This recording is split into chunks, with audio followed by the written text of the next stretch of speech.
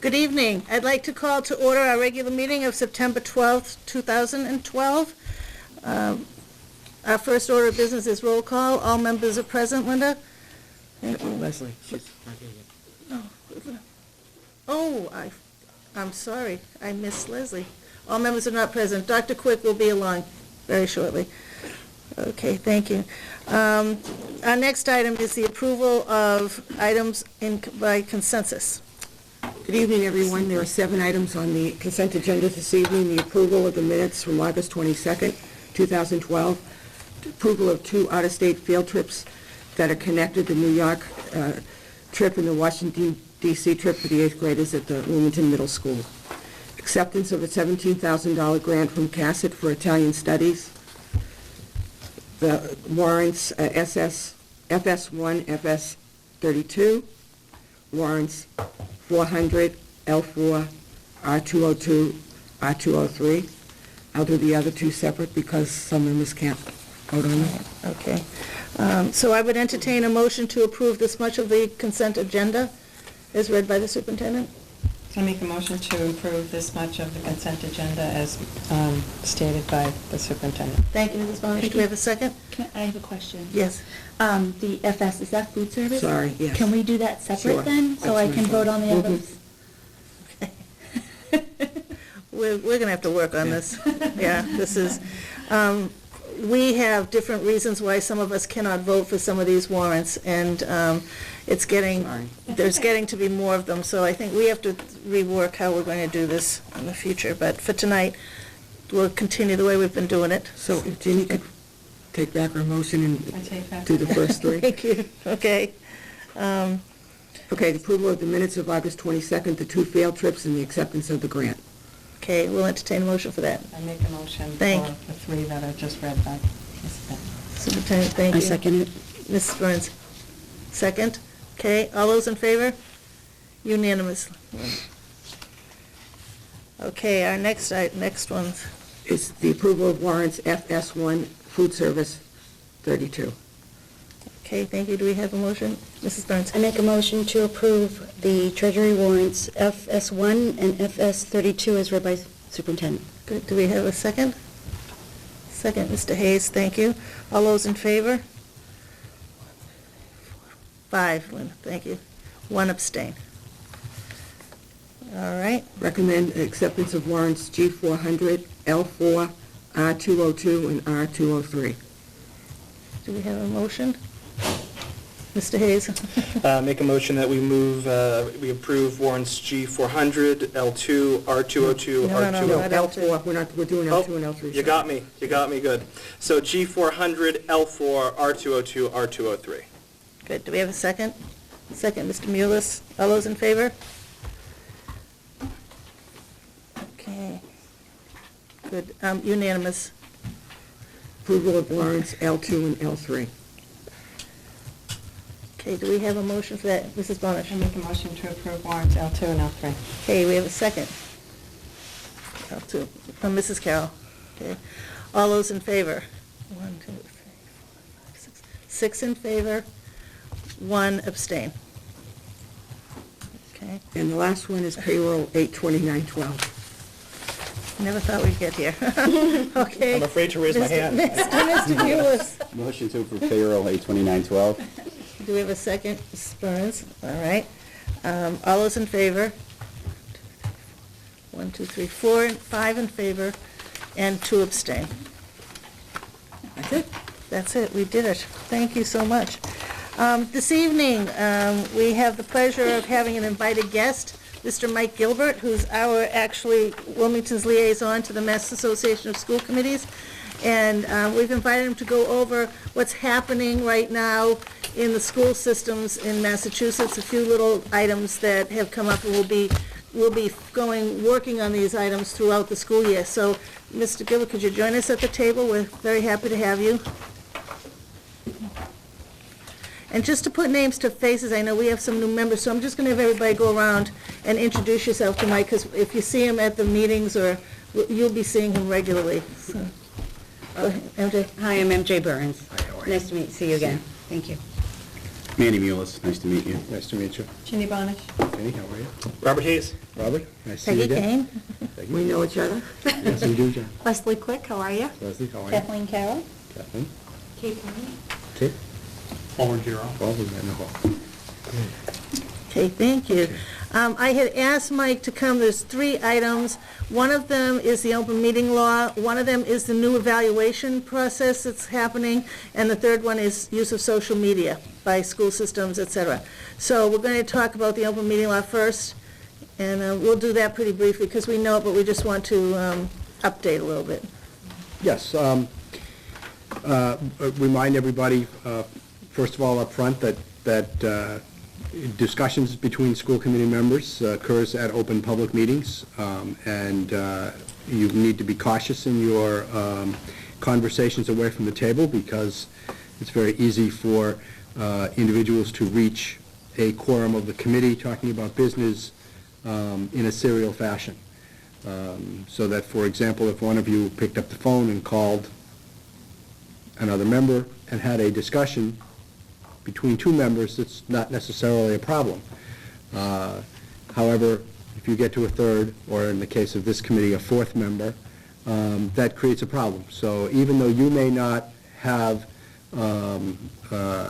talked to all 4 members yourself, if you give an opinion to another member, and that member turns around and says to a 3rd member, oh, by the way, member A said this, and gave this opinion about this issue, you could run into some problems. And I think we'll have a little bit further discussion about that as we get into the social media piece too. So I think you need to be careful there. Email is the same issue. And so you need to be cautious when using email. I think the best way to look at conversations away from the table is if you're doing housekeeping, we're setting up meetings, or we're looking at dates, those kinds of things are okay. It's when we start debating and deliberating over issues that are going to come before the board that we run into problems away from the table. Okay? I would like to point out a couple of things that have happened in the last couple of years that may affect how you operate, especially with regards to executive session.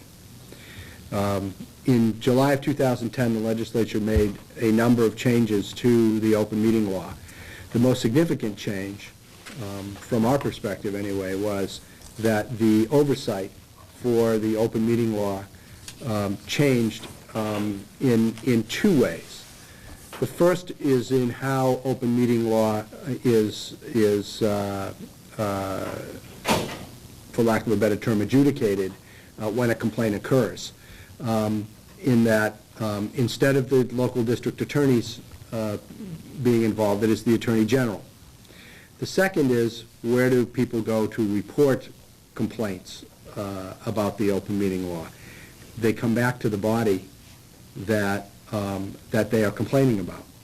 So, for example, if somebody thought that you, the Wilmington School Committee, violated the open meeting law, their first stop in that violation would be back to you within 30 days of them reasonably knowing that that violation occurred. You would then be tasked with dealing with that complaint first at the local level before sending it on to the Attorney General. Obviously, if you believe you have actually violated the open meeting law, then there are ways in which you remediate that process and deal with it at the local level. If the party is satisfied that you've dealt with that, it may not even go to the Attorney General. The other issue is that the Attorney General's written some opinions in the last number of months that have probably changed the way in which we operate in a couple of areas. One is in the area of how we deal with executive session entrance, in that we really do need to be far more specific in the information we're providing to the public when we go into executive session. We need to be meticulous about using the language that's in the statute for the 9 reasons or now 10 reasons to enter executive session. And in doing so, for example, if we're going in to do collective bargaining with a bargaining unit, we need to identify the bargaining unit as part of the motion to go into executive session. If we're going in to do bargaining with non-union personnel, for example, if you're going in to negotiate the superintendent's contract, you would need to say, we're going into executive session to negotiate with the superintendent over her contract. And you need to provide as much information to the public without giving away the necessity for the executive session. So obviously you wouldn't do the bargaining, but you would certainly say, this is who we're bargaining with. One of the other issues that's come up is how we deal with executive session minutes and the release of executive session minutes. Most of us do have some informal process that we use to review executive session minutes and move them from being secret to being open. However, in a couple of recent opinions, the Attorney General has essentially said that when we release executive session minutes, we must make a public announcement that we are doing so. So while we may review them, it needs to be done in a timely fashion, generally quarterly at a minimum. When we do release them, we need to announce that we're releasing them. Okay? The other issue is around votes on contracts in executive session. The Attorney General has issued 3 or 4 opinions this year with regards to both individual employment contracts being negotiated and ratified in executive session and collective bargaining agreements. And in both cases has said that not only are you now required to announce that you did this, they are saying that you must take the votes in public. So therefore, any contract ratifications need to occur outside of executive session in public open session. That doesn't mean you can't, come to take a vote in executive session to understand that you've reached consensus to ratify, but you do need to actually take a public vote in public in order to ensure that the contracts are ratified appropriately. Wow, we're learning a lot, that's great. Does anyone have any questions on the open meeting law at this point? That was really specific and to the point, thank you so much. Good. All right.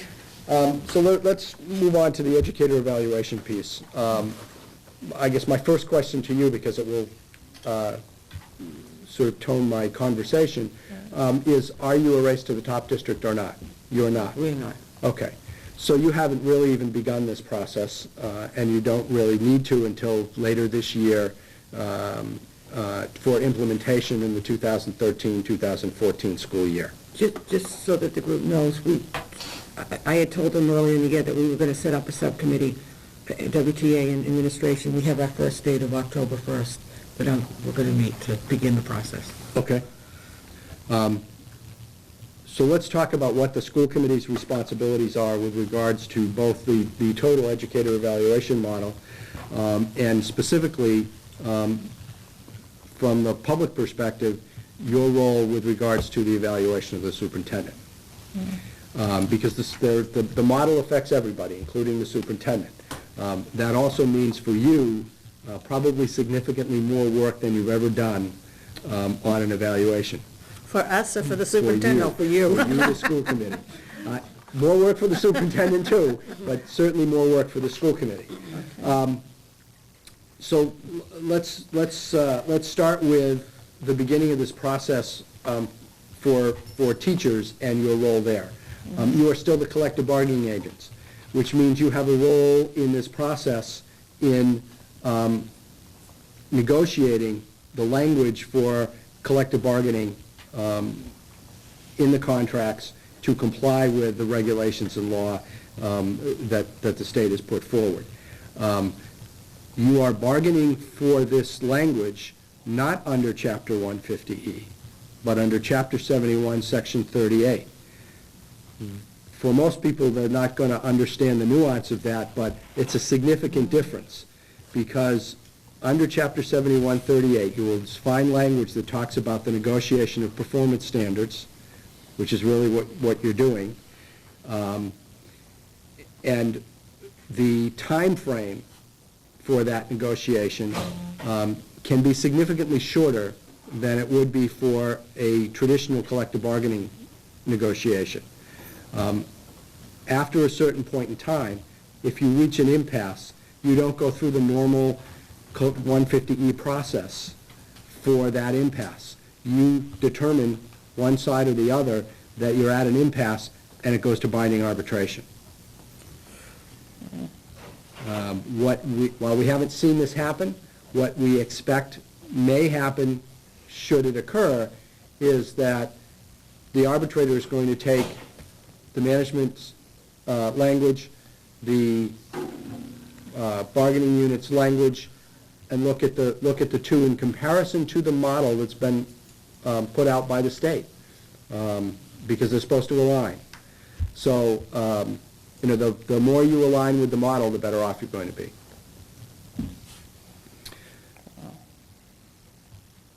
Beyond that, the role that I think the school committee ultimately is going to play is at the educator and teacher level, is in educating the community and the public about what this means.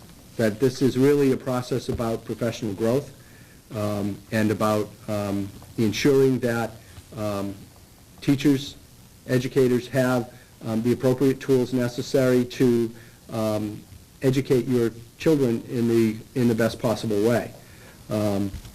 Is it going to be easier to remove educators if they're not performing? Possibly, possibly not. We'll wait and see, because at some point some of this is going to end up in court and be litigated. We'll wait and see. I think the consensus among most people is that under the old system, you still had to document all the things you were doing, and you still had to provide assistance to educators in order to ensure that, again, that they had the best possible opportunities to succeed. And I don't think it's any different under the new system. I think what it is it's more accountable. The new system is more accountable. There's more data and more evidence necessary to show, and the ability to document is greater because of the model and the system that's in place.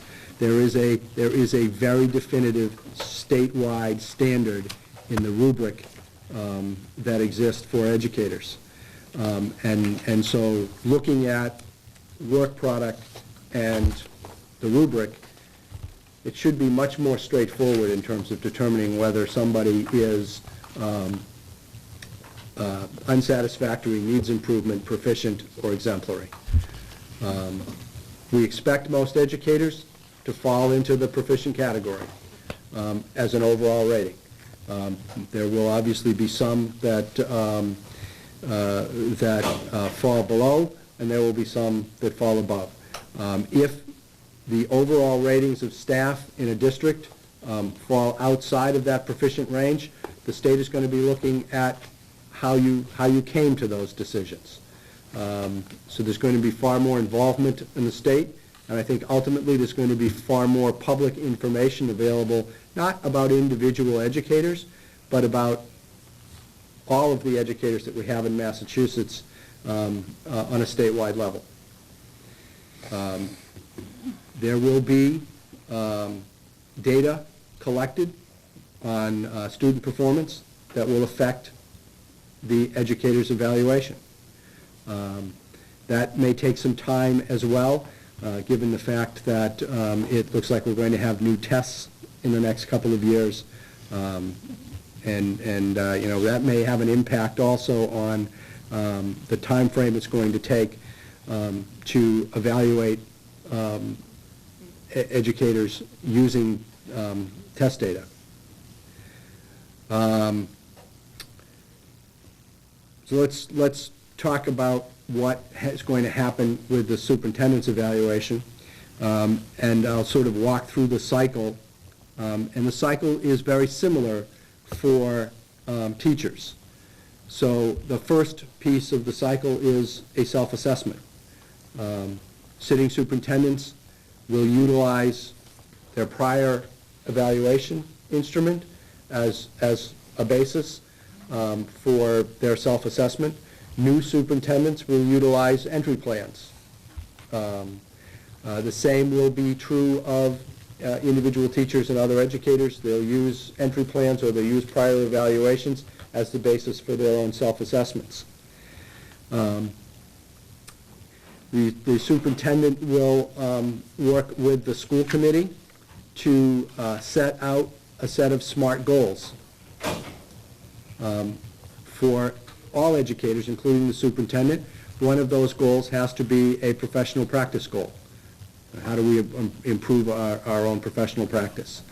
One of those goals needs to be a student achievement goal. 2 to 4 additional goals for the superintendent will be district goals that the school committee has approved based on priorities in discussion between the school committee and the superintendent. For other educators, those additional goals will more than likely be based upon school improvement plans and district improvement plans, so that the district goals are sort of filtering down through the process as they always have before.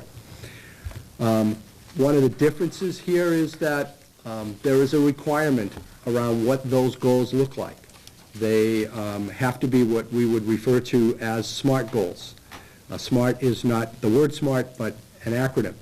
It stands for specific, measurable, achievable, rigorous, and trackable.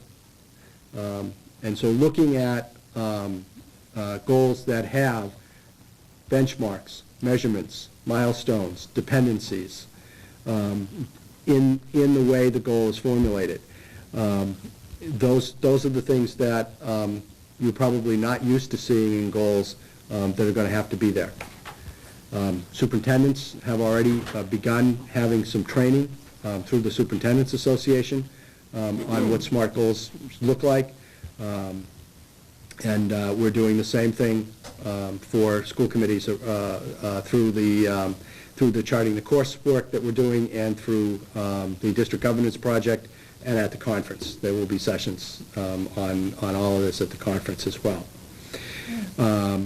Once those, that piece of it, those two pieces, the self-assessment, the goals, would be done at the beginning of the cycle. So early summer to early fall, you would be doing this part of it.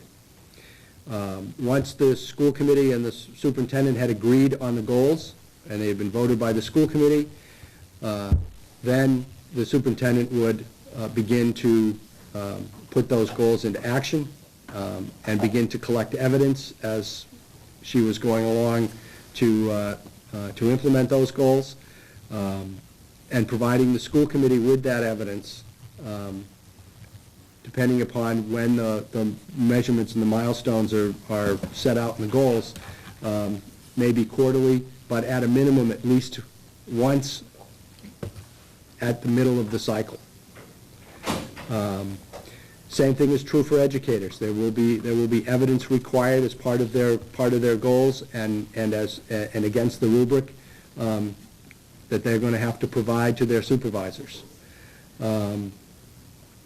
In many cases, certainly with individual educators, some of that evidence is through observation, both announced, planned observations and unannounced observations. The school committee superintendent relationship is not such that you do observations in the same formal fashion, but we did sort of look at, the fact that there should be a mid-cycle report from the superintendent to say, first, this is where we are against the goals that I'm working on, and secondly, to make any adjustments in the goals, the measurements, the milestones that through that first half of the process, that first half of the cycle, have shown to be problematic. If we need to make adjustments, we make adjustments at the mid-cycle. Also, if the superintendent feels that something has occurred that needs that adjustment prior to that midpoint, that would be fine too for them to come to the committee and say, look, we need to make some adjustments here because some of the dependencies have fallen off the chart and we need to figure this out and fix it.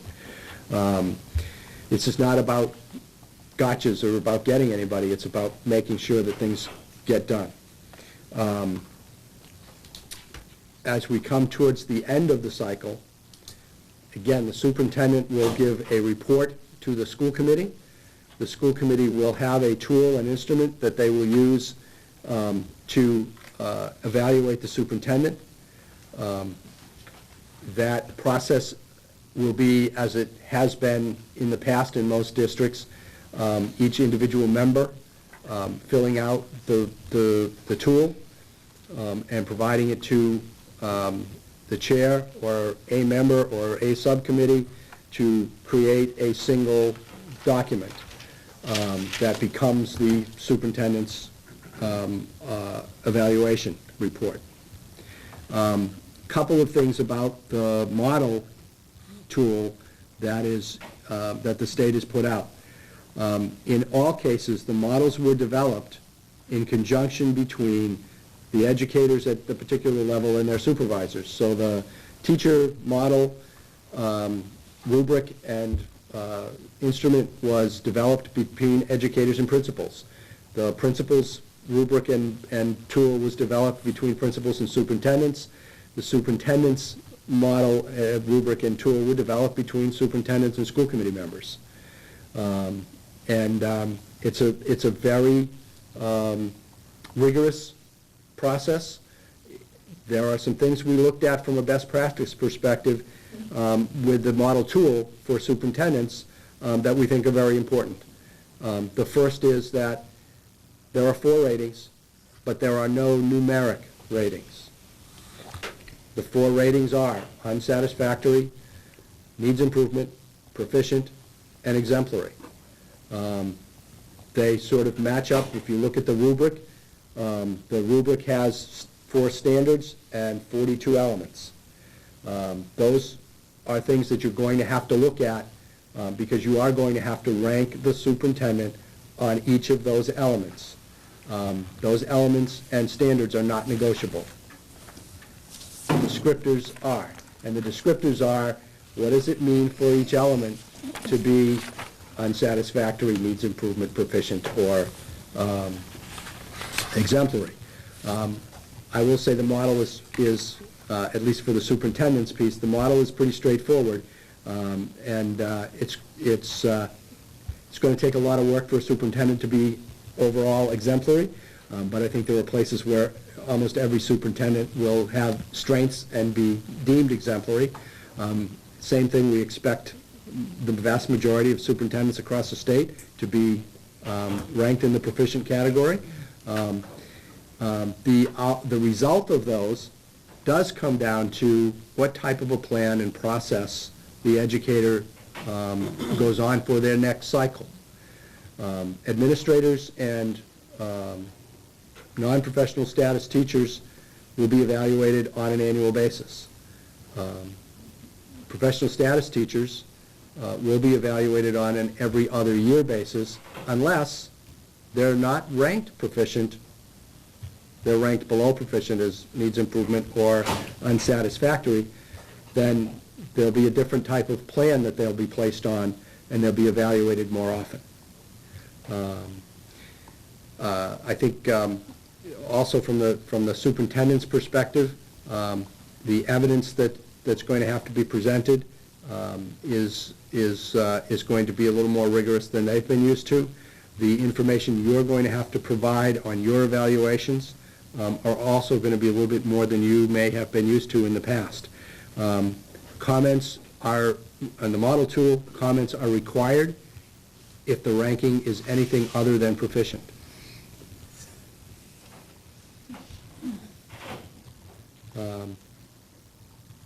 that's the process, and that's sort of the piece that's out there. One of the other things I'll say about the student data that's going to be included and looked at, initially it's going to be MCAS data for the MCAS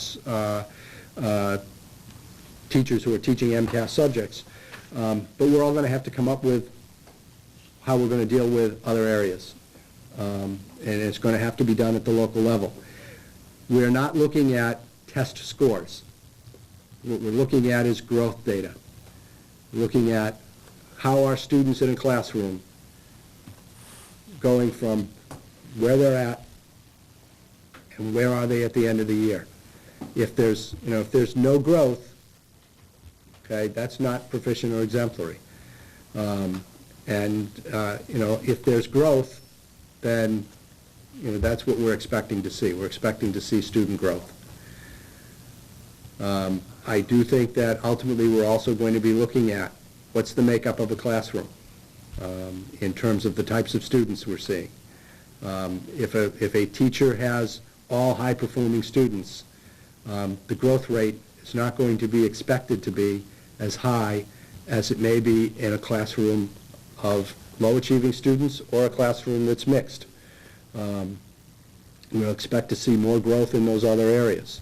It's a lot harder to move when you're already at the top of the scale. It's a lot harder to move that number forward too. So those are the types of things that we're hearing about and looking at the moment. Oh, thank you. Mr. Yes. With all these evaluations and this additional evaluation, I think my concern is when are teachers going to be able to teach? If everyone's, it's, from what I see on the sidelines, the superintendent has a very rigorous job schedule, and I think she works just about 24/7 at times. Mm-hmm. But the concern is when are teachers going to teach and when are children going to learn? And to be able to collect adequate and effective data to move this process forward and to satisfy the state's expectations, it just almost seems like they're shooting themselves in the foot. This isn't the only evaluation or evaluation that teachers or administrators or the superintendent goes through in a period of a year. Is this going to supersede all the other things that we in district currently do? It should, from an evaluative perspective. This is a new model system of educator evaluation that is designed to replace any other educator evaluation system that you're using.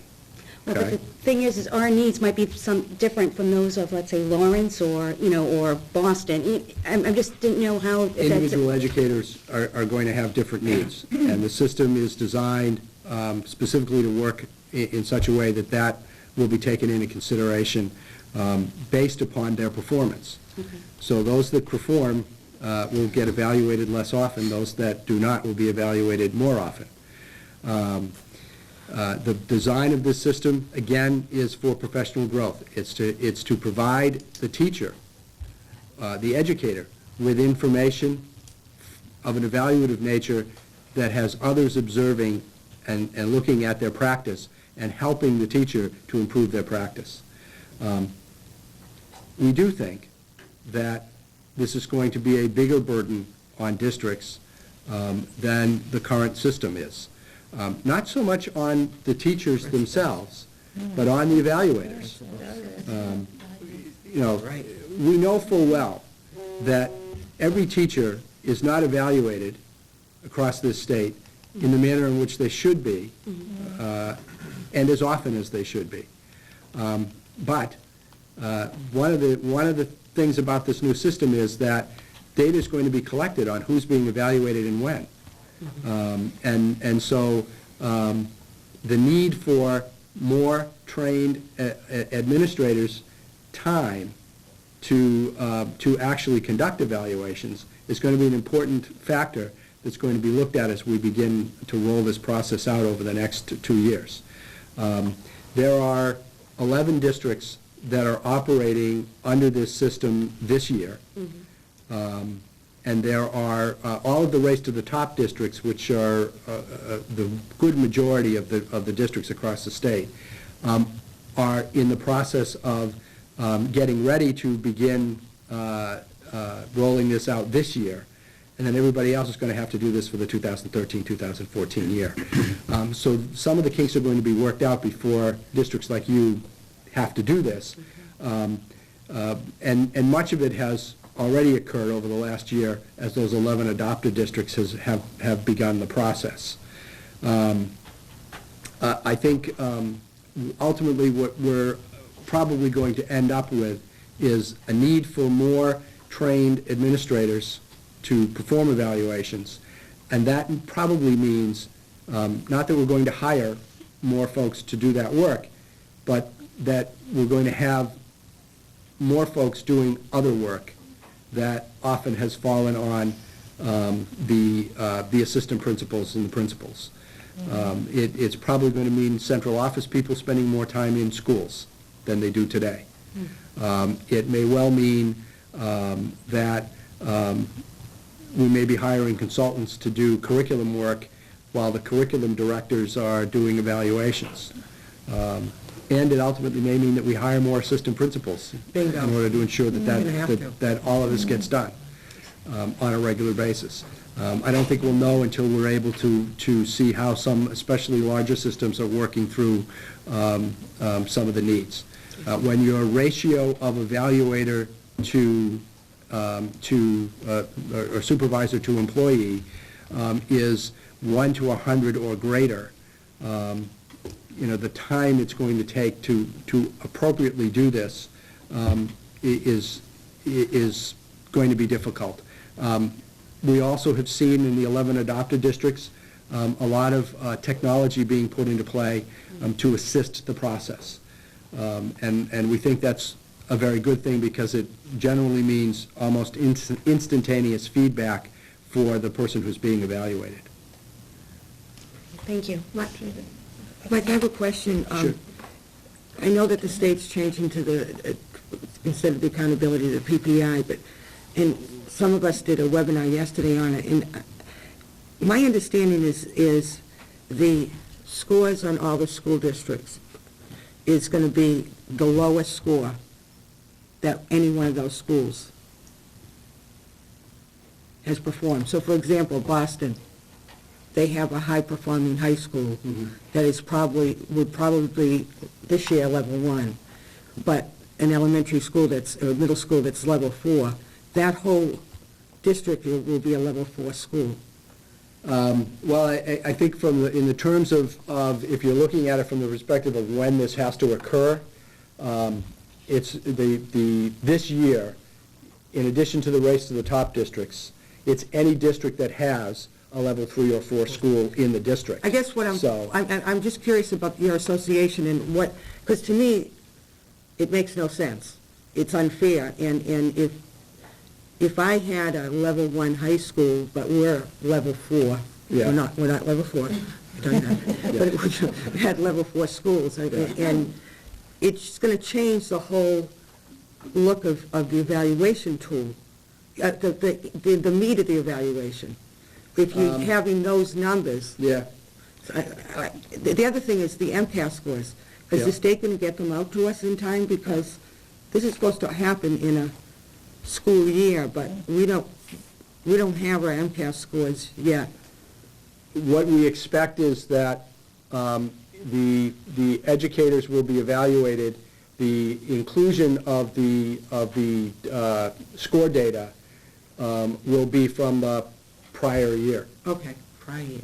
So that as you go through the cycle, you're not as concerned about what that score data looks like because it's going to come in October, November, and then be included as you get through the end of the year.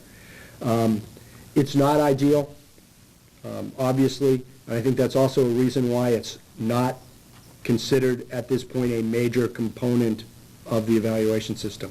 I still believe the major component here is the Local educator data. providing and the supervisor working together to provide the strengths and weaknesses of the individual and a plan that helps to build on the strengths and improve the weaknesses. I agree. And we do have a lot of local data, pre and post testing that we can use in the evaluation process. One of the things that's going to get added over time, and probably not until after everybody's implemented, is a feedback mechanism to be included in evaluations from parents and from students.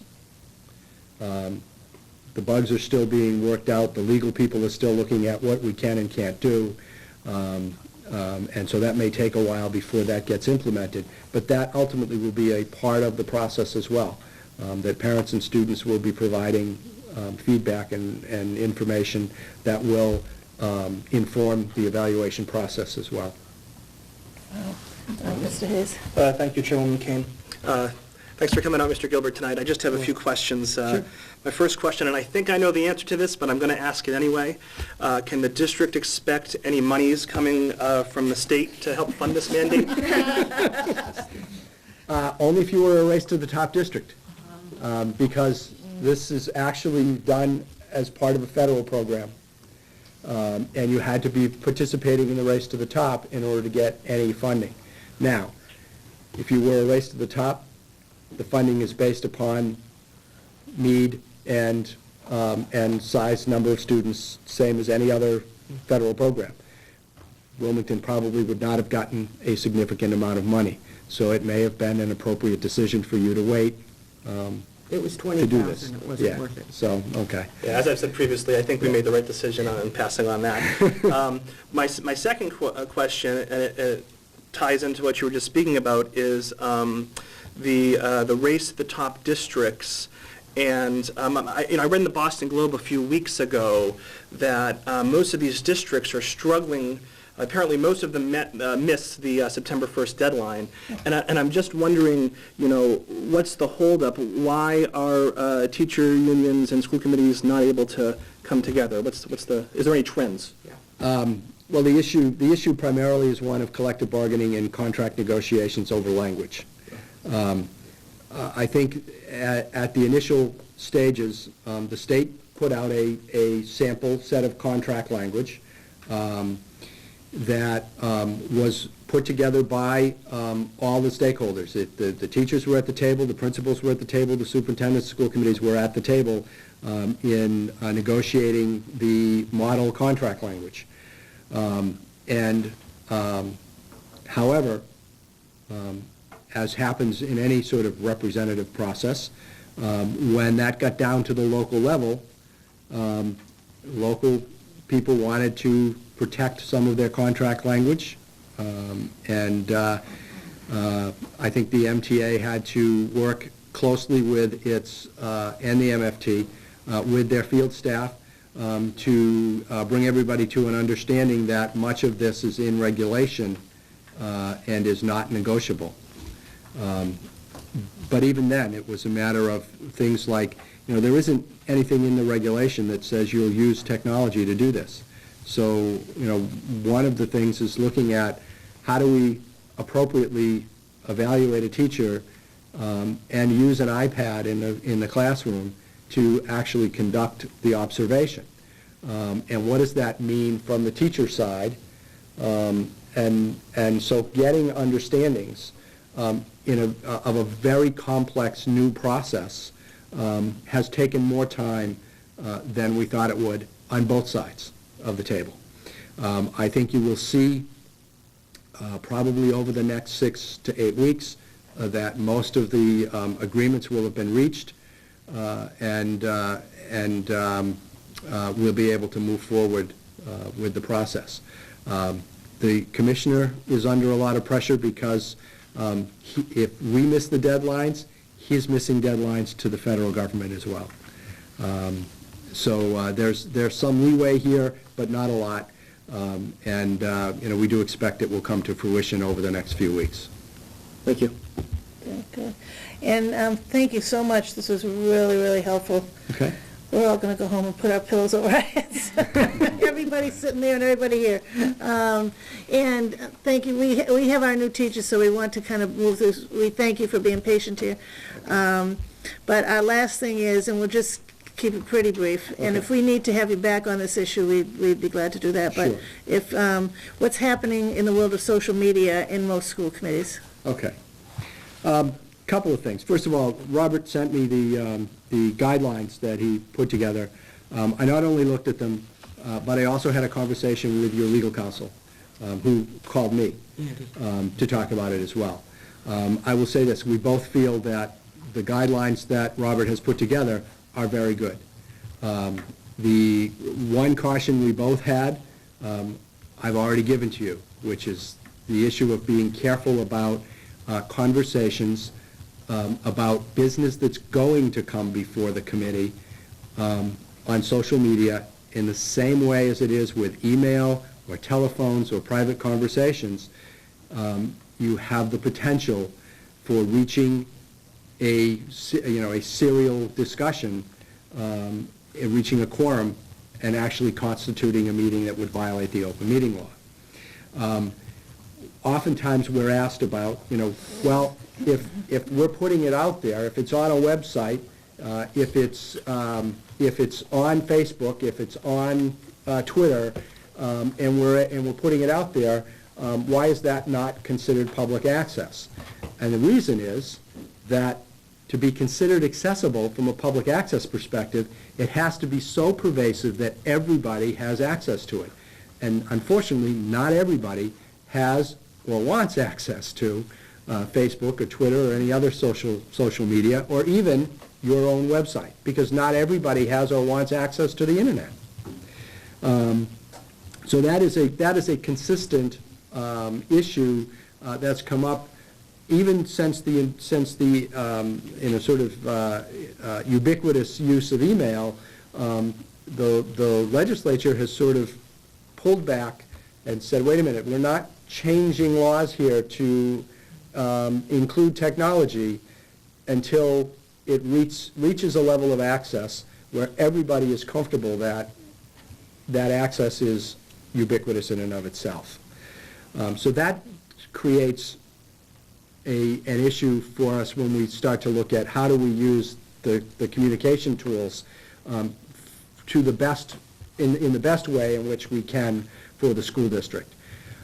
First of all, as individuals, you all have individual First Amendment rights. You don't lose them because you become a member of a school committee. However, they are tempered by the fact that you have business that comes before you as a body that must be acted upon, deliberated on, discussed in an open meeting, at a public open meeting, and that you can't hold a public open meeting unless you're all physically there, okay? Remote participation under the open meeting law aside. So how do you utilize social media as a school committee? I think you use it as a communications tool to get information out to your community for those individuals who are willing to utilize it. There are districts that have listservs. There are districts that utilize Twitter. There are districts that utilize Facebook, and there are districts that utilize all of them to provide information to their community. But it's factual information, not discussion and deliberation. We've had some discussions about, and we've included a couple of times the Attorney General's office in sort of asking questions about what do we do about some of this stuff. Could we have an electronic board meeting? Well, yes and no. In some states, everything is done electronically. In this state, under the open meeting law, you couldn't have that because the first requirement, even under remote participation, is that a quorum of the committee be physically present. Could you utilize electronic packets? Yes. You can get your packets electronically. You can post those packets electronically on your website. You can utilize listservs or Twitter to get information out, where to tell people where they can go to get the packets. And Twitter's limited to 140 characters, so you're not going to get your packet on Twitter. Facebook's limitations are there as well, so you can certainly putting a link in to say, the Wilmington School Committee meeting of September 24th packet is available on the district's website. Here's the link. That kind of information is terrific, and that's what it's good for. The same thing is true. I did a superintendent search last year in a community where the district utilized Twitter quite effectively. And when the school committee made its decision as to who the next superintendent was going to be, one of the principals immediately tweeted the decision of the school committee, and they had specifically set up a Twitter account for community members to follow to get the information once the decision was made. So those types of things are there. You can utilize social media to do just about anything effectively, as long as the people that you're trying to get the message to are using it. And I think anytime you have the ability to add communication tools to your portfolio to get information out to parents, students, and community members in general, you should do that. You should utilize those things. Now, administration also has to be cautious in terms of how they're doing this, because they want to make sure they get the same message on this in all of the different media outlets that they're utilizing. So it comes down to, there are some things that are not going to work with Twitter that will work with Facebook that, again, won't work with both of those that may need greater explanation. Means it needs to come to a school committee meeting and be on TV. So you have to think about, how am I going to utilize this? How am I going to get this message out? And what are my needs in terms of time frame? The nice thing about Twitter and Facebook and other electronic social media is that it is instantaneous. So when we're trying to get information out, it's a one-way communication, and it's done in such a fashion that once it's out there, everybody has the ability to have that information instantaneously. Some information doesn't need to be instantaneous.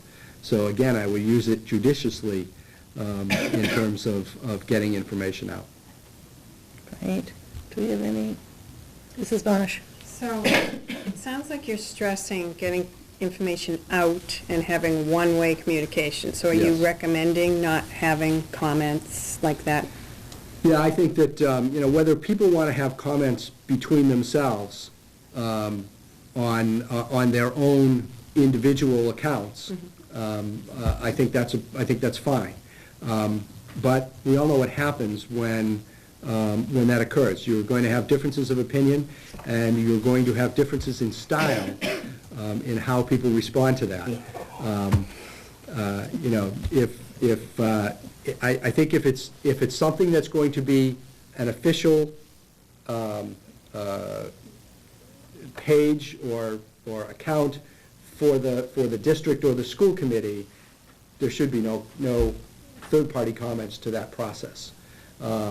And again, I think if it's an official page of the school committee, there should be a process by which that gets updated.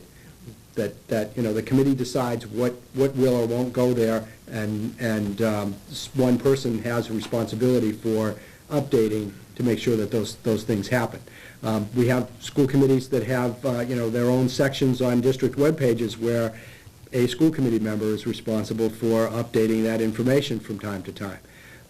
We have others where it's a district employee who does those updates, but again, that's a discussion that occurs at the school committee level with directives back through the superintendent. So I think if individuals have their own individual Twitter accounts or Facebook pages, it's for either their personal use or political use, but it's not for school committee business or school business. Thank you. I'd like to put the offer open that if any of you have, after thinking through tonight in this presentation, feel that you'd like to contact Mike, it would be okay if you got a call Absolutely, that's with what I'm there for. updated information. So you can feel free to call. And we really appreciate, I think this was the most informative Thank you. for us. We really appreciate your time. Okay, great. We thank you so Thanks, much. Mike. Thank you very Enjoy much. the rest of your meeting. Thank you. Yes, thank It's a you. long one. We'll see you in November, some of us. And there's a session on social media at the MASC conference. And You giving it, Robert? You will see the two pals I'll be right there, there, front row.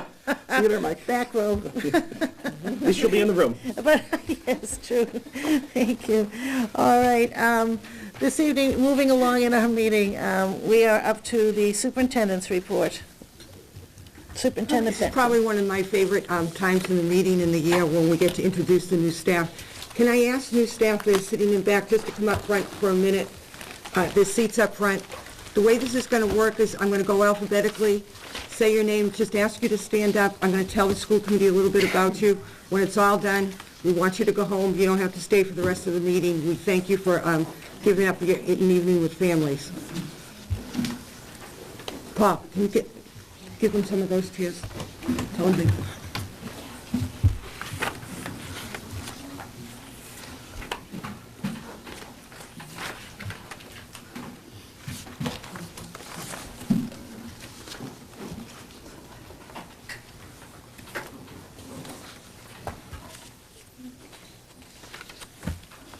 Okay, I'm going to start with Marissa Galileo, who's school psychologist for the Wilmington Middle School. She comes to us from Lawrence Public Schools, where she was a school psychologist. She has a degree from Providence College, a Bachelor of Arts in Psychology, a minor in business, and then a Master of Counseling with a focus in educational psychology from Rhode Island College, and a Certificate of Advanced Graduate Studies from Rhode Island College, and we're thrilled to have her here. Thank you. Welcome. Wendy Cahill, .6 Spanish teacher at the high school, who did her studies in Ecuador, and was a Spanish teacher at the Marshall Simons Middle School in Burlington. Welcome. Thank you. Jennifer Churchill, also at the middle school, is a long-term 8th grade math substitute, comes to us from Lesley University. She did her student teaching at Jonas Clark Middle School in Lexington. Welcome, Jennifer. Michelle Lahulier, okay, here she is. Wilmington Middle School 8th grade science teacher with a Bachelor of Science in Biology from Wellesley College, a minor in education. She was a substitute teacher in Prepper, Mass. Last year. Welcome.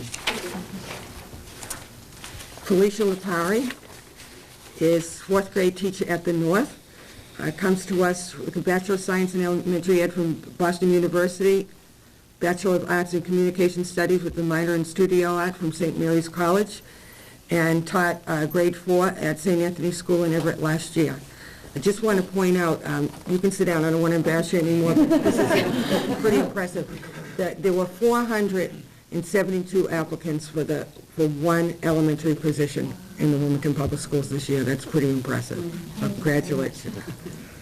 Elizabeth McIver, system-wide ESL teacher. She came to us at the end of last year, and I actually was meeting with Sue McDonald this morning, and who was our ELL teacher, and Sue just went on and went on about what a wonderful beginning to the school year it's been, loving working with Elizabeth. Elizabeth has got a degree from University of Massachusetts in Lowell, a Master of Education curriculum, and she was a grade 2 teacher in Lawrence last year, and we are thrilled to have her here. Thank you. Welcome. Dr. Kathy Mackless comes to us from Lexington. She was an English instructor at Lexington High, and before that was a reading specialist in Winchester. Kathy has a doctorate of education from Boston University, a Master of Science in Reading and English from the University of Pennsylvania, and a Bachelor of Arts in Psychology from George Washington University. She is our new pre-K to 12 English language reading coordinator, and we're thrilled to have her here. Thank you. Paul Monaco is our STEM. STEM's coordinator, pre-K to 12. Paul comes to us from Woburn High, where he was a science teacher. He has a Bachelor of Science in Biology degree from Boston College, a Master of Education in Educational Administration from Boston College, and he's in the Doctor of Philosophy and Educational Studies program at Lesley University. Welcome, Paul. Thank you. Jacqueline Moran, a Wilmington High School graduate, who is our .4 English Language Arts teacher at the middle school. Jacqueline is a graduate of the University of New Hampshire with a Bachelor of Science in Business Administration, and she's completing a master's from Gordon College, and has been a substitute teacher in the system for the past year, and we're thrilled to have her back in Wilmington. Greg Noble, Wilmington Middle School SPED alternative classroom teacher. Greg comes to us from Chelsea. He was a high-risk youth educator and an ESL instructor, and he has a Bachelor of Arts degree in criminal justice and a minor in sociology from Curry College, and a Master of Education from Eastern Nazarene College. And I'm not saying those are connected to the work he's doing now. We're glad to have you here. Kathleen O'Brien, high school chemistry teacher. She comes to us, she actually did substitute teaching in Andover and Wilmington last year and worked in Andover Public Schools this summer. She worked under Linda Peters in the summer school. She has a Bachelor of Science in Chemistry degree from Boston College and a Master from Northeast University. Welcome. Sarah Perkins is here, Wilmington Middle School English Language Arts, long-term sub. She was at John Glenn Middle School in Bedford last year, Bachelor of Arts in English Literature from Westfield State University, and a Master of Education in Middle School English from Gordon College. Welcome. Jessica Peterson, Boutwell, comes to us from Somerville Public Schools, the SPED Bridge Program, Bachelor of Science in Finance and minor in Mathematics from Boston College, and a Master of Science in Severe Special Ed from Bay Path College. Welcome. Chris Phillips, and thank you for coming this evening. I know he's got someone sick at home. I hope she's doing better, his wife. Great. Second Assistant Principal at Wilmington High School. Chris comes to us from Andover Public Schools, where he was Assistant Principal at Andover High, Bachelor of Arts in English and a minor in History, and Master of Arts and Teacher in English Education from BU. And his experience from Andover High certainly has paid off, because everyone has commented that he's just fallen right into the job and knows what he's supposed to do, and we're thrilled to have you here. Thank you. Erin Stevens, Wilmington Middle School reading teacher, and we stole her from next door, Abundant Life Christian School. They weren't happy, but we're thrilled to have her here. Erin has a associate's degree in liberal sciences from Middlesex Community College, a Bachelor of Science from Riviera, a Master of Ed in Special Needs, and a Master of Ed in Reading and Literacy. So she's got quite a background, so we're happy to have her in the public schools. Jennifer Storer, .6, there you are, science teacher. Jennifer was a substitute teacher and team manager of Destination Imagination Linfield last year, nice. which we have that program here and we're excited about and hope you'll get involved with. Jennifer has a Bachelor of Science degree in Chemistry from MIT, a Master of Business Administration from MIT Sloan School of Management, and a Master of Education in Secondary Education from Salem State College. So we're thrilled she came to Wilmington. Principal Jeffrey Strasnick comes to us from Horace Mann School in Melrose. Principal of Reuben Street in Wildwood. Bachelor of Arts from UMass Lowell, a Master of Education from Wheelock College, and postgraduate coursework from Northeastern University. We're thrilled to have Jeff here. He has very quickly become a team member of our leadership team, and we're hoping he's enjoying us as we're enjoying him. Welcome. Having a blast. Good. Michelle Vahuli. There she is. Michelle is Wilmington High School CTL for SPED. She comes to us from Whittier Tech High School. She has a Bachelor of Science in Fashion Marketing and a Master of Education from University of Mass in Amherst, and a Master of Education in Moderate Special Needs from Cambridge College. Welcome. Now, did I miss anyone? Oh, great. All right, perfect. So, we welcome you all to the Wilmington Public Schools. This is the only school committee meeting that you, well, except for the principal and me, have to attend, but we're thrilled to have you here, and we hope you have a very, very long stay in Wilmington. Thank you all for coming Thank you. tonight. We really appreciate it. And now you can go home to your families. Thank you all. Take care. Very impressive group. Also in your packet this evening is a personnel report of, we had some late resignations and replacements. I will do them in a different format from now on. Mrs. Burns recommended a format that I'll be glad to Appreciate that very much. put it in. An enrollment report, this is just the first 4 days of school enrollment numbers. We will be, and class size for the elementary level, we will be doing class size reports for the middle school and high school at the next meeting. Very pleased with the elementary numbers. Interesting enough, Boutwell's numbers are lower than predicted, but it's preschool, not kindergarten. I just want to make note of that. And also, we knew second grade Shawshing, that was the, that's the class, the blip that when we went way down, because you'll also see it at Reuben Street. So we will have the middle school and high school principals here at the next meeting to review the class size. Any questions? Thank you. Included in your packet this evening is also a report on our summer sports camps, and I'd like to acknowledge and thank Mr. Harrison and Mr. Welch and Mr. Ruggiero, who had to deal with all the deposits and checks over the summer. As you can see, I told you 3 years ago that I knew this could be not only beneficial to the community, but also help offset some of the athletic costs and allows us not to do fees. I'd like to ask a question. Do we use some of our students who are on the sports teams, either for volunteer or paid positions on these summer camps? Yes. Yeah. Okay, good. Okay, thank you. So this year, they made approximately $25,000, so. That's doing really well. Peggy? Oh, I'm sorry. That's Oh, okay. Dr. Quick. As far as the profits of the $25,000, will there be, in the future, something that we can get that shows what this money has gone to? It goes right back into the athletic department. We can obviously give you a report when we do the next revolving account. But I mean, for example, Just curious. I'll use an example. The athletics department can always use uniforms.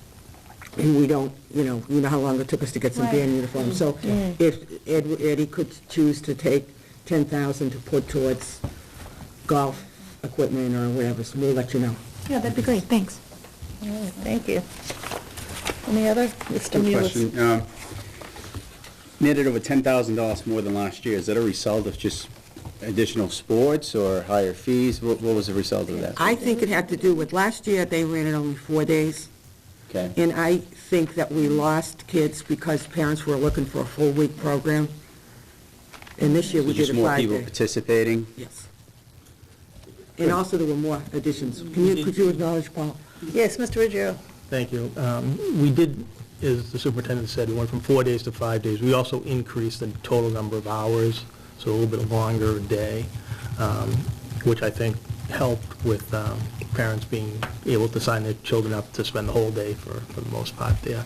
The participation was up, and we did add 3 additional camps, a volleyball camp, which was a trial, it was a 2-day, and lacrosse for the first time. That increase is pretty impressive. Yeah.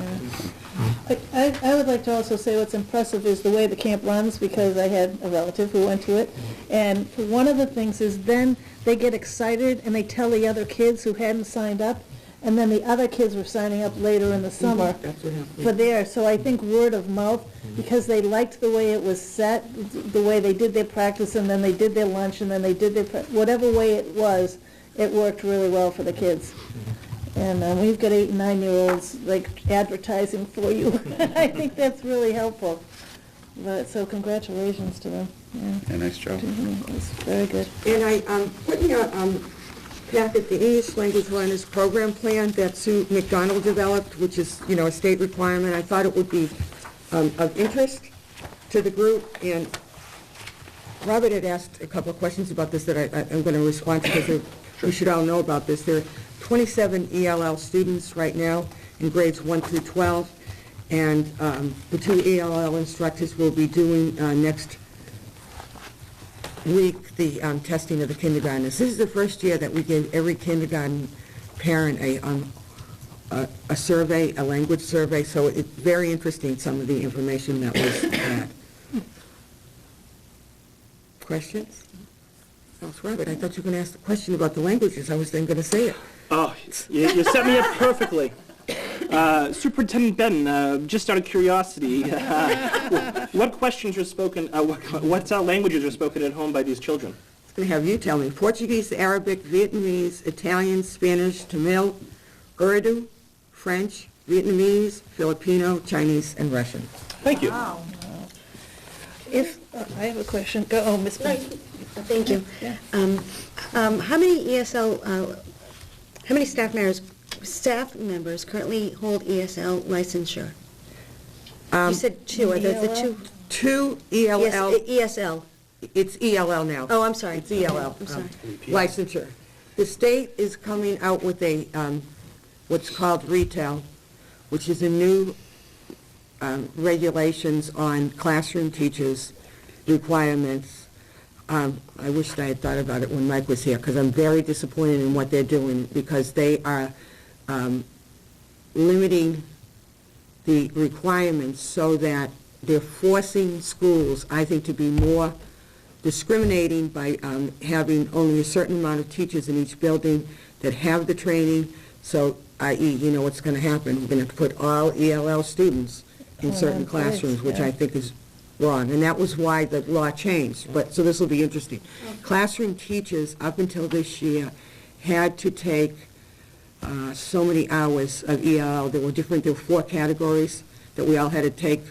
Now it's changed, and we actually will do a presentation later on this school year on the topic. Maureen LaCroix, who was the former superintendent of schools in Bedford and actually president of our association, retired, has just been appointed. We just got emails from her yesterday by the commissioner. She's going to be working for the DESE and overseeing the new retail program. So we'll come back with a presentation on it. Okay. I was going to ask you, part of the information I got was in comparison to something that'll be coming up on the agenda next, in comparison to it. And how, and if you can clarify for me, as simply as put, children where English is not their first language, are they grouped into smaller classrooms? Are they separated from regular mainstream most of the time? Or we don't I'm not sure have how the that numbers looks to do the full immersion program. Okay. What we do is they are placed in classrooms of the age level of their peers.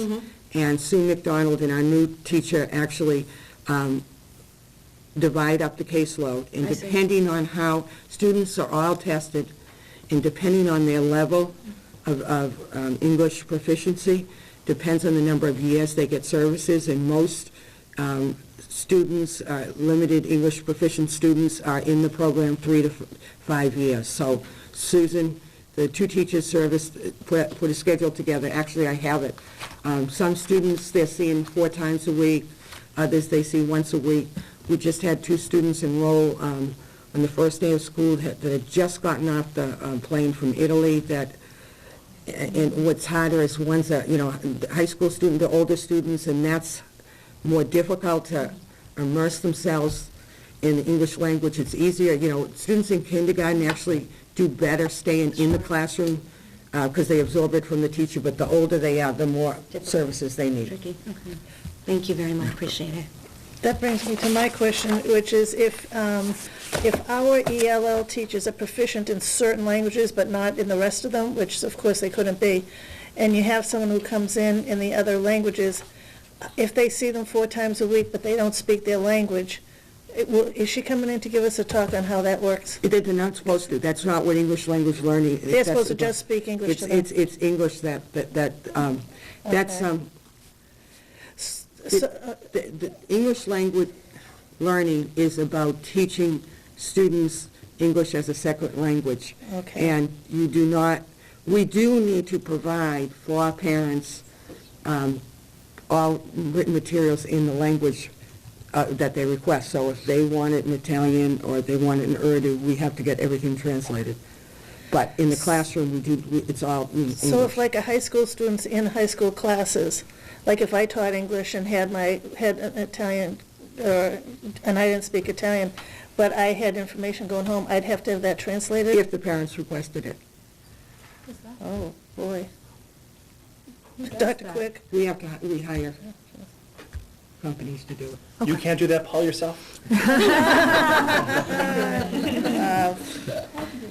It's complicated. But, And then and we who, don't get any funding because we only have 27 students. and my last question too is who ultimately determines where that student's placed? When they come in, is it just Ms. McDonald, or does she work with the principals? She or works with how the do you know where to principal. put them? She works with the principal. But, and this is, we need to do a lot more education with our own teachers, because people believe that if a student comes from Spain and speaks Spanish, that we should be putting them in a Spanish class, and that has nothing to do with teaching a child English. They should be in classes where English is spoken. I think that, though, And teachers it are has required to be trained. We have lots of teachers in Wilmington who have not met the requirement. It is part of their recertification, is to have been taking the courses, and they haven't taken them, so they don't want the students, but they can't refuse students, so. Right. Can I ask a quick question? Yeah, Mrs. If Barnes. you don't mind, Mrs. Benton, have you seen a steady increase in children coming? Absolutely. You have? The great story is when I came here as assistant superintendent, I said to Bill McCoggan, "Who's in charge of ELL?" And he said, "You." I said, "Oh, really?" He said, "Yeah, but there's no program right now. There was no program here 9 years ago. My first 2 years here, we had 3 ELL students. We had to do the coordinated program review. We did not have a program. I literally put a program together for that visit. That's how, out of that came the requirement from the state, which was a good thing for Wilmington, that we had to hire a staff member, and we got Sue McDonald, who has been incredible. In fact, she's doing workshops all across the state. That's how good she That's is. great. Do you have any, I'm sorry, Mr. Willis. do you have any records of how many people have actually graduated through the Wilmington school system that participated in ELL programs? For the past 6 years, we do. I can get you the information. The problem is, Manny, is a lot of them, and that's hurts us on our graduation rate. If you saw this year, ours went down. 6 students from the senior class went back to their native countries, did not graduate from the high school, and we get penalized by the state for that. So they left in the middle of the year. So that's, the state needs to relook at how that works. But we've also have students that have gone on to college, so I'll get you the information. Thanks. Okay, our next order of business is the approval of the superintendent's goals. So I can bring these back in smart form. You've seen them before. I mean, I've done them in smart form before, but I think the goals all meet the requirements of this new state I thought they did evaluation. too. Yeah. Did anyone have any questions about them? This is our second reading of them. And these will be the basis of the superintendent's evaluation. Yes. We'll know what we're doing for sure. Okay, I'd entertain a motion to approve the 2012-2013 superintendent's goals. Dr. Quick, Motion to approve the 2012-2013 superintendent goals. second. Mrs. Carroll? All those in favor? Unanimous, and thank you. Okay, we're on to new business. Our first item is recommendation, wait a second, I just lost it. Recommendations for CCSS math pathways. Which is college and career readiness. DESE has an expectation now that all students will complete Algebra 2 by the end of grade 11. We have Mrs. Peters here this evening, who has put together a recommendation, and if you go to the second sheet, it makes it easy to explain. If we can invite her up to the table. Mrs. Peters, Ms. Peters, please come up. Thank you. And she can I just walk you. thought she was just visiting. I was like, isn't that nice? I feel like I'm back in school. Welcome, good to see you again. Hi, everybody. The recommendation that you have in front of you was proposed to Mrs. Benton last spring in anticipation of transitioning to the implementation of our newly aligned curriculum in grades 6 through 11, and also to the new assessments. The state's position following the adoption of the Common Core was to eliminate Algebra 1 in grade 8. In response to the concern of many districts regarding this initiative, the Department of Education has offered several options, allowing for a sequencing which would facilitate a plan to offer an Algebra 1 course for some students in grade 8. All of the pathways that are suggested by the DESE are designed with the Common Core standards guiding the curriculum and with the intention of allowing students to complete a course in calculus in grade 12. After much discussion, Mrs. Burnham and I proposed to recommend the two pathways that are listed, the compacted pathway and the doubling up pathway. The compacted pathway will preserve our current program by offering Algebra 1 in grade 8 to those students who are recommended for this pathway. The doubling up pathway will also allow those students who did not follow the compacted pathway the opportunity to complete calculus in grade 12. Not all students are ready to complete calculus in grade 12 or by grade 12, and those students will follow our traditional pathway, which is just grade 6, grade 7, grade 8 math in the middle school, Algebra 1, geometry, and Algebra 2 in the high school, with several options for their fourth year math course.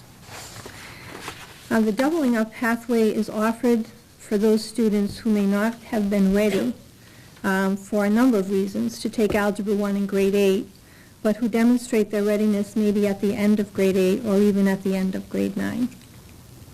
And those are the two pathways that we have recommended. I know you had a question, Robert. Mrs. Bonish. So the geometry would be integrated into both the grade 9 and grade 10? Is that on the doubling up? No, they have an option of doubling up in grade 9 with Algebra 1 and geometry, or in grade 10.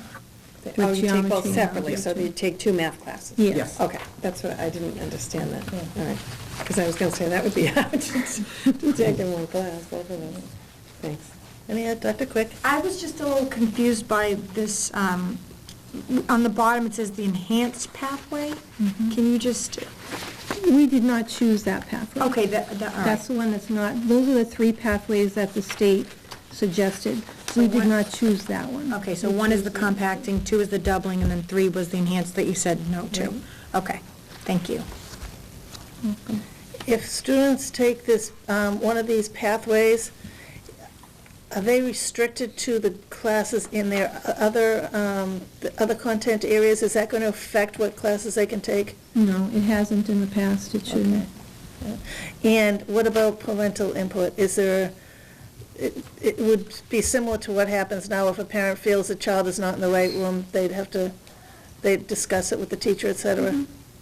As far as the recommendation? Yes. Yeah. And is there an ability, if you find that you're in one of those pathways and either you need to move up or you need to move down, or have you made your choice in 6th, 7th, or 8th grade, and that's where you stay for the rest of the 4 years? Well, the two pathways bring students to the goal of taking calculus in grade Okay. 12, if that's their goal. So I would say that if you are recommended for the compacted pathway, you probably may not get into that if you haven't been recommended Right. from grade 6.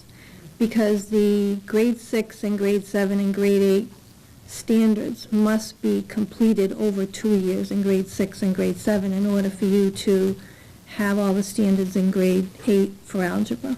Okay. So it's probably not possible to make a change upward.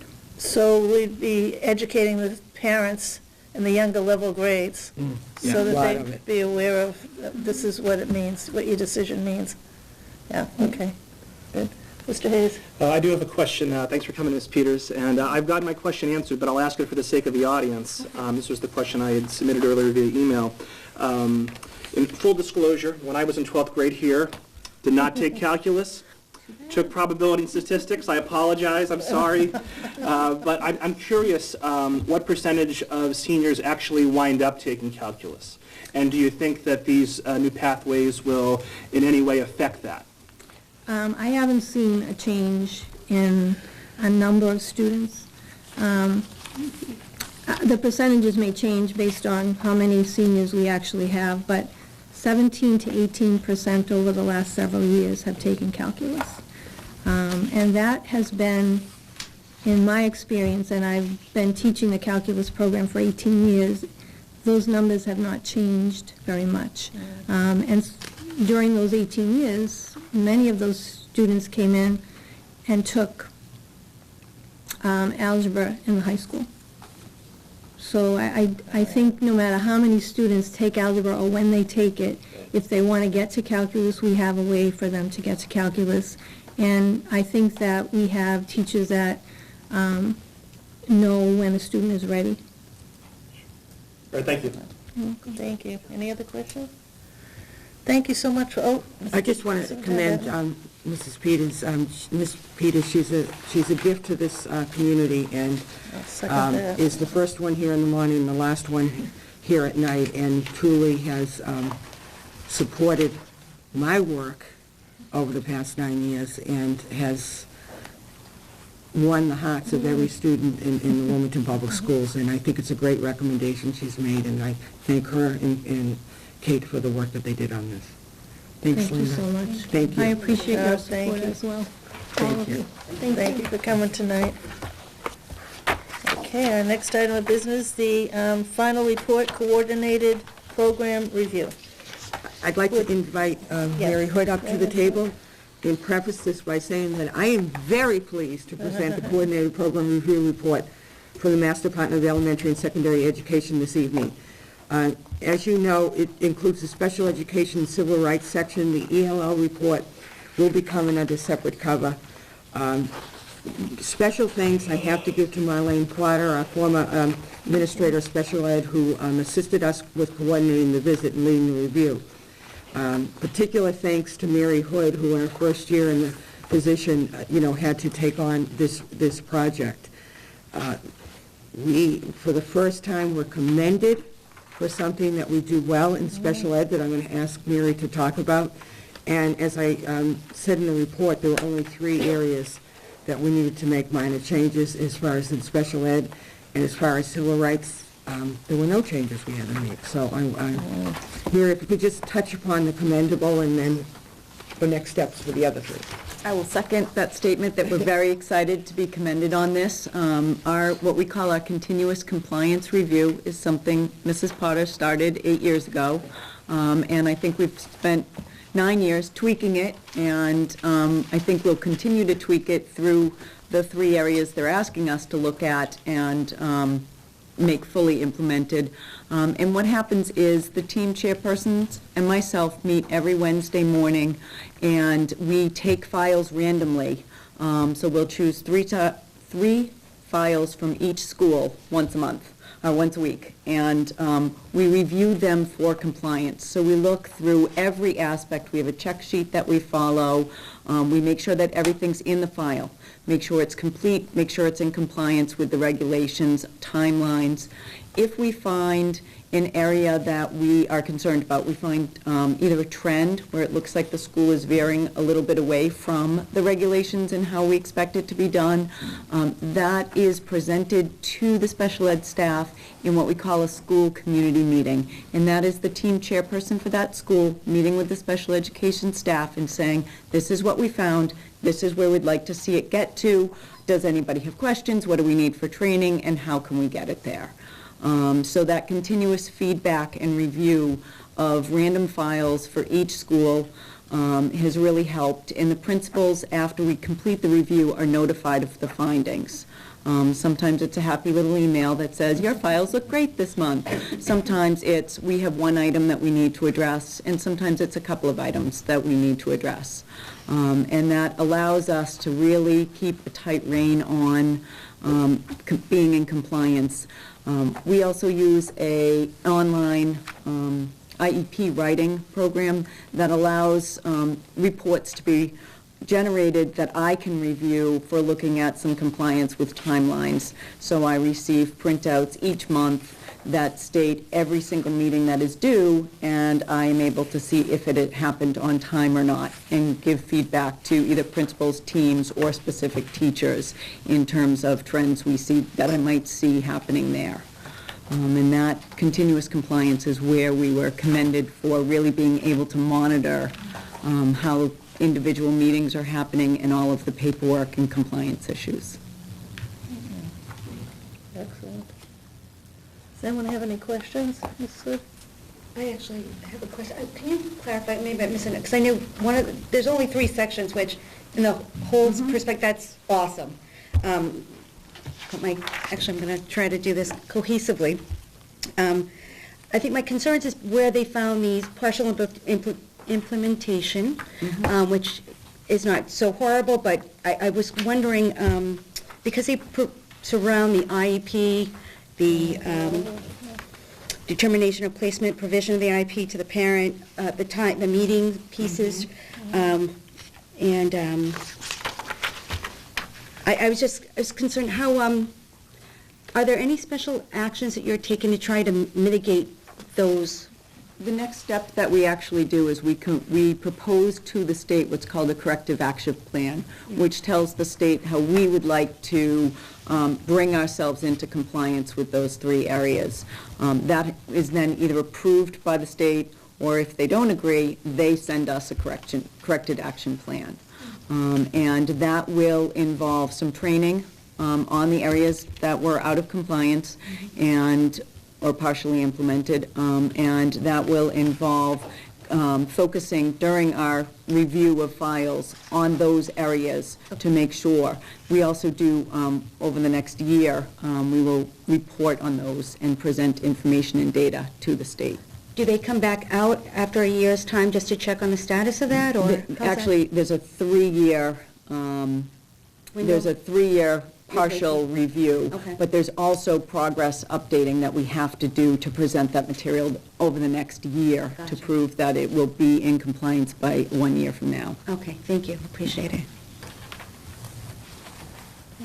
Any other? Mr. Hayes? Thank you, Chairwoman Kane. I just wanted to take 60 seconds to enthusiastically... Are we going to add this into our agenda? Robert's 60 seconds. And I'm enthusiastic, too. Enthusiastically That's wonderful. congratulate the Special Education Department, especially Director Mary Hood and former Director Marlene Potter, for a successful coordinated program review from the state, and get some good numbers here. So between civil rights and special education, Wilmington was graded in 86 categories, and as Superintendent Ben noted, and I want to emphasize, there was 0 corrective actions needed in the area of civil rights, and only 3 corrective actions needed in the area of special education.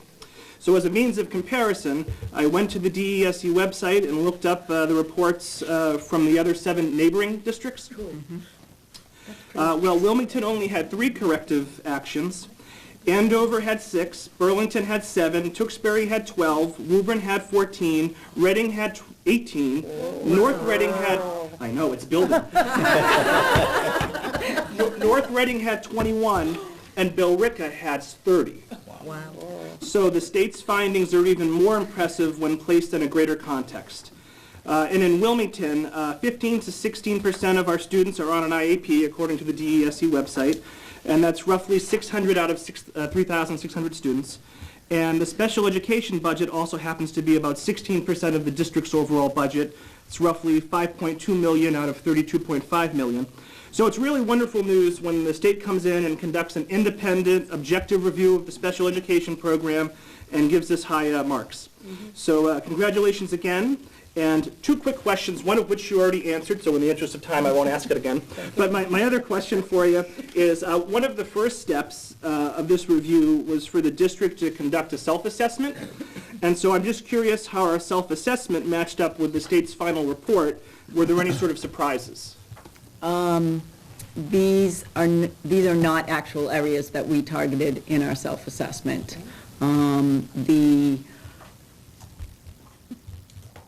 The areas that we had targeted are ones that we have been working on, and apparently we had been working on them well enough, and when we targeted them, we said, ooh, and we're really able to get them quickly in line so that when they came in and reviewed those areas, they were not as concerned. One of them, if you read closely, was just the checking of the box for ELL students. And it just, I mean, it was, so now, that I mean, We can correct that what pretty can we easily. do? It's easy. Mary's going to, Very low numbers Mary's of going to be doing students training both with on all an the educational administrators. program and ELL. Friday, so. We have low ELL numbers, and to be on an ed plan and ELL is very, very low in this district, and the box wasn't checked. Oh, wow. Thank you, Robert. Thank you, Mary. Anybody else want to say? Thank you very much. Congratulations. Okay, our next item of business is about our library books. So thanks to our new procedure and policy on identification for obsolete and discarded textbook library books, we have a whole list for you to vote on this evening.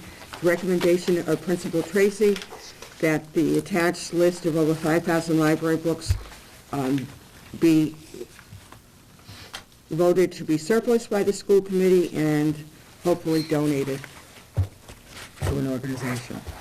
Okay, do we have any questions or comments, Ms. Burns? I was curious in going through these book lists. I know under the policy, there's some that are just not used often, but there's some that might also be damaged to a point where they wouldn't be useful. How do you determine, I mean, if we donate them, is that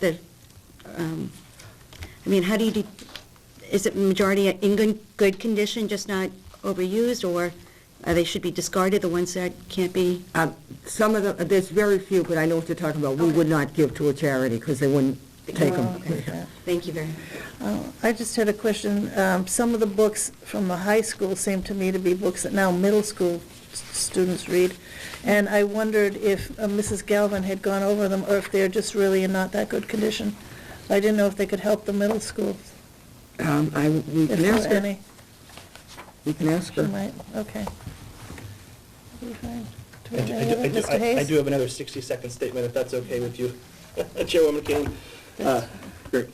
I just wanted to take 60 more seconds to compliment the, you can time me, to compliment the work of the high school library committee, especially high school librarian Paula Burns and high school principal Eric Tracy. I was happy to be a small part of that committee. Last school year, the district invested in some technology so that the high school library's old-fashioned card catalog was replaced by an online catalog, and the library's old-fashioned due date cards and stamps were replaced by an automated library check-in, check-out system. Also last school year, the high school librarian was hard at work in updating the library's print and digital collection, evident by tonight's upcoming vote. And now there's also a movement afoot to change the design and the looks of the current library. These changes would allow the district to experiment before moving into the new school library in a few years, and any successful change in this library would be carried over to the new building. Many of these efforts also satisfy some of the issues that were raised in last year's high school accreditation report about the library. And just quickly, this was from Principal Tracy's blog. He, quote, "Last school year, the library committee met to discuss, plan, and redesign the high school library into more of a learning common model. This year, we want to begin to make that model a reality. I need your help. To make this happen on a minimal budget, we are trying to track down 4 high-top tables with 3 or 4 matching chairs each, some booths, like you see in a restaurant, with tables in between, some comfortable chairs, furniture for our reading area, and some people to help us make it a reality, painters, designers, etc. I am planning to have a group painting day on a future Saturday. We will need volunteers, equipment, and maybe some basic tools to help us move things around where necessary," end quote. So bottom line, progress has been made on the high school library. This is near and dear to my heart, as you know and everyone knows. There's a lot more progress to be made, however, and if there's anyone out there who can help out in regards to the redesign or would like to learn more about the project, they can call Mr. Tracy at 978-694-6060. That was an excellent 60 seconds. Thank Mr. you. Hayes. Very Gone in nice. 60 seconds. Very nice. Uh-oh. Mrs. Carroll counted 62.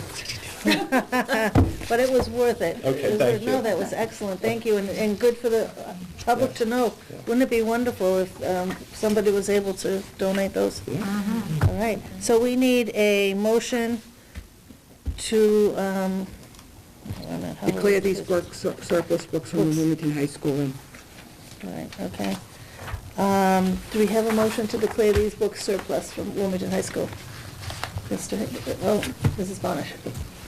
I make a motion to declare these books surplus from at the Wilmington High School. And a second? Mr. Mullis. Okay. All those in favor? Okay, unanimous. All right, so that you. takes care of it. Sounds good. And our next item is our revolving accounts.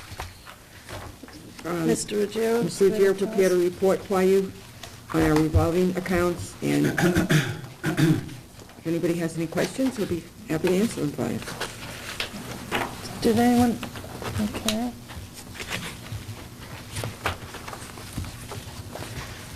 I got something on page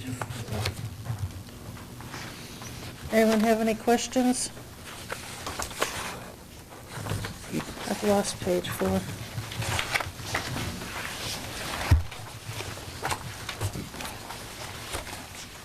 Oh, okay, my page 4 had to do with the CASET funds that we get for the Italian teacher, or to use for Italian language, it's page 4.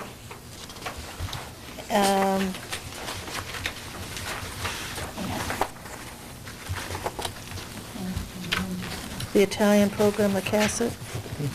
Page numbers we aren't in don't- order just because it follows the Excel spreadsheet that's in front of it. Yeah, oh, This is, yeah, we Yeah, kind of lost it page 4 doesn't, in it there. doesn't flow page number. They go, I'm It's sorry, aligned Mr. with the, Gio, for spreadsheet having a that's in the question front. on that page. I just wanted to say that it's, once again, for us to receive the CASET funds, see page 4, but Okay. it's really not, this was page, yeah, I got you. whatever. For us to receive these funds, and hasn't it stayed a little bit the same, but it looked like this year we had maybe $2,000 extra? We got a little more money than last year? No, I think it's the same thing. Is it the same? 17, It's the same. 70,000. Yeah. But I think it's important that we certainly have a very strong Sons of Italy group here in Wilmington, and people have asked over the years to have the Italian. But what I wanted to say was that it's incredible that they keep giving it back to us, so we must be doing something right with these funds, because we keep getting them. So thank you for how we handle those. Does anyone else have any questions? Okay. So, our next item of business, public comments. Do you have any public comments? No public comments tonight, thank you. Any correspondence? Secretary. Thank you.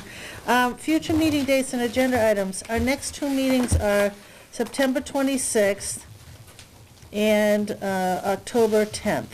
Be our next two meetings. And we don't have any agenda items right now, but if you have any, please let us know. I'd like to do that. All right, and, okay, so, we will be now, I called yesterday an emergency session of executive session, because what we're going to be doing is, we're going to move to executive session to discuss nurse's contract, and we will take a roll call vote, okay? Come back into public session just to adjourn. Oh, we will, okay. Yeah, didn't they? And we're going to come back to public session to adjourn, so I'd call a motion to return, what's that word? Go into, Into executive session. Move into executive Move session. into executive session. Okay, who'd like to make that motion? Mr. Hayes. I'll make a motion that we move into executive session to discuss nurse Statute. negotiations with the intent of returning to public session for adjournment. Okay, do we have a second? Ms. Burns? Second? Okay. Ms. Burns? yes. Yes. Mr. Willis? Yes. Mrs. Bonish? Yes. Mr. Hayes? Yes. Dr. Quick? Yes. Mrs. Carroll? Yes. Yes. Mrs. Kane? Yes. All right, we'll go into room 126.